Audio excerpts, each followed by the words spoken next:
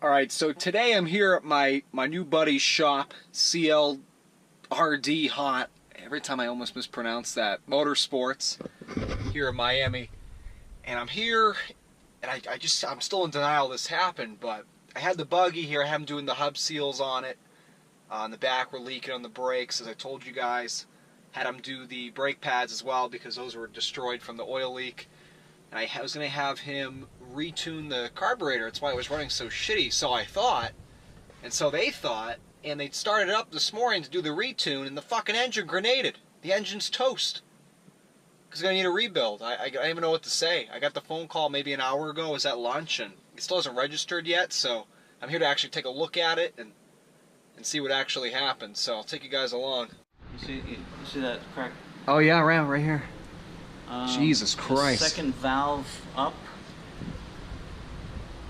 The intake valve. Yep. The second one up is missing the valve stem. I can't fucking believe it. And Was that all shavings in there? yeah, well the shaving is the valve seats. Okay. It's brass shavings. That happened when the motor grenaded. Yeah. Yeah. Look at this too. I mean, well, I don't know. See this? It's too tight. It's supposed to have between 5 to 29 thousandths. But this belt always jumped. I mean, well, not that has anything to do with this, Well, no, but it always jumped around, on which I this knew they were side. supposed to. Right, Oh, the other because side wasn't. You know, there's always because this is the tension side. This is the you know. Okay, yeah, I your don't know too much about these motors. You know, I'm more of a domestic and. So your engine's what's turning the belt. Yeah. Right. So it's pulling on this side. Okay. This is your alternator or generator, and it's turning the fan. Right. So this is where you're getting the tension from. So this is normal. This Right. Yeah, because when I bought the car, I asked the shop in New Hampshire. I go, "Is that normal for that belt to jump so much?" I go, "Yeah, it's supposed to." It's supposed to. Yeah. Yeah. Well, it's not. Yeah. Well, they say it's normal. It's normal. Right. And if you have a motorcycle, it's the same way. You know. Yeah. There's definitely supposed to be play there. That may have contributed to what happened. You know, and it's not what contributed to what happened. It's just an indication of how this engine was built. Wasn't built properly. What the wizard told me, or his assistant, he says 90% of the time when he sees stuff like that, it's because somebody, you know, when they're building up the motor, drops something inside the intake. Really? And what it does is it sits in a little valley in there, and surprised it for that long though. It's been okay because well, it's a low mileage build. It's probably done like 6-7 years ago. You know what I mean?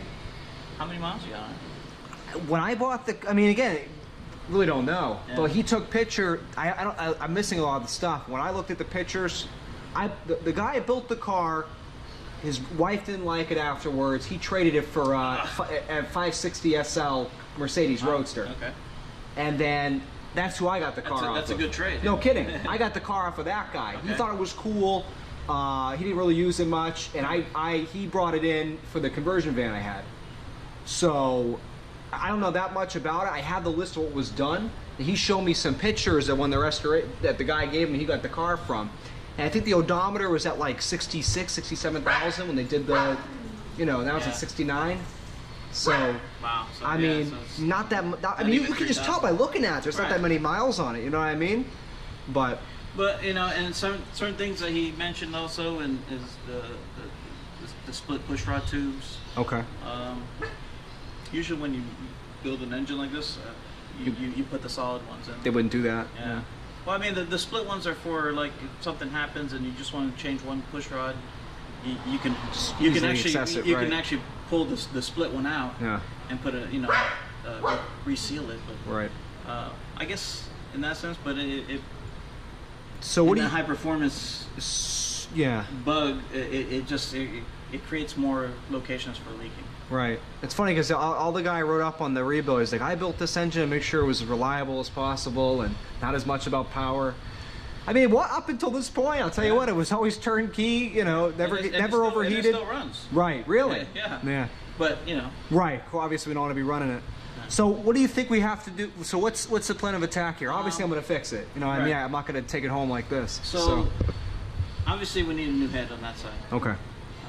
More than likely pistons. So here's the thing though, and what in the new intake.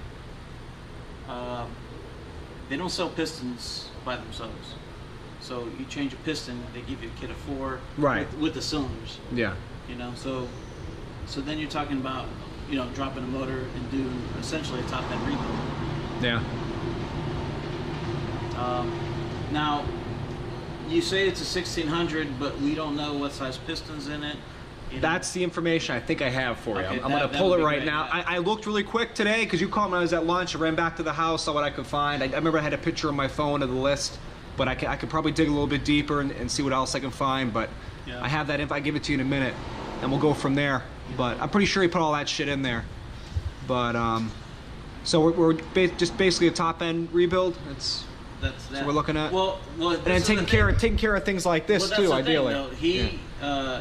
He suggested, yeah, top end rebuild is definitely a minimum. Okay. But he said go through the whole entire engine because of stuff like this. Right. Well, yeah. If we have this thing half torn apart, yeah, exactly. It would be stupid not to look into it more and make sure everything else is okay while it's all taken apart. So yeah, of course, I assume we do something like that. Go through the whole thing, make sure this is it. After this, it leaves here and it's good to go. Right.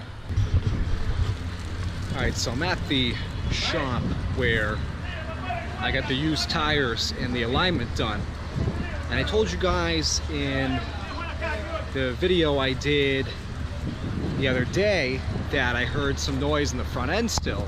It sounded like maybe the sway bar links were jumping around or something.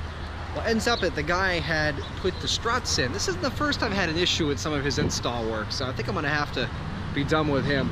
He was a great mechanic for a while. I don't know what his issue is. Nicest guy in the world, very reasonable. But I mean, when I have to get things redone again, it's frustrating. Not that I have to get this redone, but the fucking bolts on the struts weren't even tight. You can wiggle around, you know, where the brake, that whole assembly attaches to the strut. You can wiggle it. Because I brought it back here because the alignment was still off, and I'm like, what the heck? They figured, okay, maybe the tires in the front need to be rotated because maybe one of them's got some wear causing it to pull. Pull the tires off to rotate them. You can wiggle the fucking thing with a brake attached to the strut. So anyway, I'm having that tightened up right now. At least it's something minor, I think, hopefully. If it's just those bolts need to be tightened, I'm good to go. And get this alignment squared away. And the element should finally be 100%. So we'll see what happens. Okay, so good news and bad news. Good news is that I've got the steering straight finally in the element.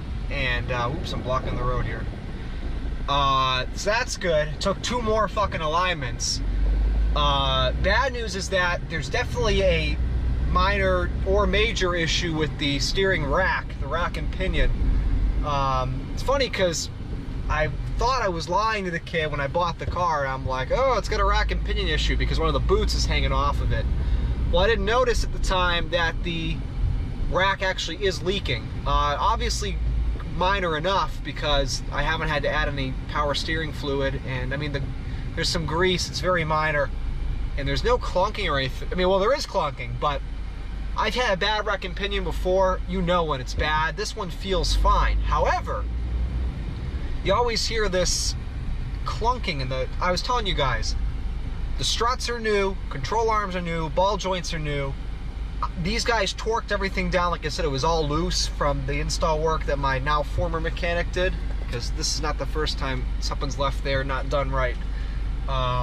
So they torqued everything down, and there's still clunking in the front. So we're like, what the fuck? Me and the tech went out for a drive, like, why the hell is there still clunking? And at the time, the steering was still to the right.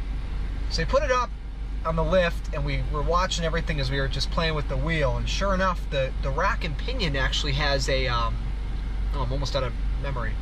Rack and pinion, it's like moving around when you turn the wheel. So they told me they fixed the alignment one more time. Now it's straight. They said, okay, listen, just drive it, see how it is, see if that takes care of the problem. Real great guys. They didn't even charge me. This thing's been there for 2-3 hours. Done a whole bunch of alignments. I wanted to pay them, honestly, but all the troubleshooting they did, they wouldn't take my money. So they're great. I'm gonna give them a shout out. It's called Romero Tire if you're in South Florida on Northwest 27th Ave. Very happy with these guys. You know, they really, I mean, they pretty much shut down their whole operation to figure out what was going on with this car, and after all that, after having 3 techs on it, didn't charge me a penny. So they've been very patient. I brought this thing back 3 times now because of the front end and the alignment. So definitely be using them from now on. Anyway, I'm almost out of memory here, but thanks for watching, guys. So pretty decent news at the Element. Looks like it's okay for now. Terrible news at the buggy, but I'm gonna build that motor up and make it even more powerful. Might as well do it while we've got the motor torn apart. So thanks for watching. Keep an eye out for the next one.